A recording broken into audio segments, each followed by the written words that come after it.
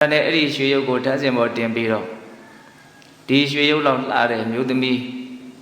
တွေ့ရမယ်ဆိုတဲ့ရွေချက်နဲ့မင်းကြီးတွေကလိုက်ရှာကြတယ်ဒါပေမဲ့မတွေ့ခဲ့ဘူးတဲ့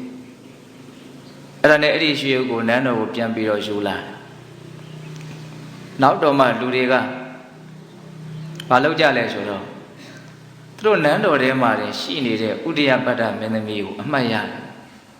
အဲ့ဒါနဲ့အဲ့ဒီဥဒိယပတ္တမင်းသမီးကိုအကောင်းဆုံးပြင်ဆင်ပြီးတော့အဲ့ဒီရွှေရုပ်နားကိုသွားပြီးတော့ထားတယ်ရွှေရုပ်နဲ့အတူတူရှင်ထားလိုက်တယ်အဲ့လိုရှင်ထားလိုက်တဲ့အခါကျတော့ဥဒိယပတ္တမင်းသမီးရဲ့အလှကျက်တွေကပိုးပြီးတော့လွန်ကဲပြီးတော့တင့်တယ်တဲ့အဲ့ဒီကြတော့မှဝမ်းမြောက်ဝမ်းသာဒီရွှေရုပ်နဲ့တူတဲ့မျိုးသမီးကိုရရင်ဒီနန်းစည်းစိမ်ကိုယူမယ်လို့ပြောတဲ့မင်းသားကိုဒီရွှေရုပ်ထက်တောင်တာလွန်လှပတဲ့အမျိုးသမီးကိုရတယ်ဆိုပြီးတော့ပြောရလို့ရှိရင်တော့အဲ့ဒီမင်းသားမင်းသမီးနှစ်ဦးစလုံးသဘောမတူညီပဲနဲ့ထိမ်းမြလက်ထပ်ပေးတာကိုခံကြရတယ်အဲ့ဒီမင်းသမီးလေးကလည်းပဲသူဟာဗြဟ္မပြည်ကလာတဲ့မင်းသမီးဖြစ်တဲ့အတွက်ကြောင့်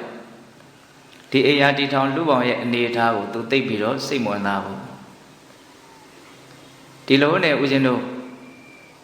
အကြောင်းတရားတွေအများကြီးတိုက်ဆိုင်လာတော့အကျိုးရလဒ်ဖြစ်လာတဲ့အခါမှာညင်းလို့ဆန်းလို့မရဘူးကိုအကြောင်းတွေကလည်းရှိလာတာမင်းနဲ့အိမ်မှာဖြစ်လာတာဆိုတော့ရှင်မင်းမဖြစ်ချင်ဘူးလို့ညင်းလို့ကလည်းမလွယ်ဘူးပေါ့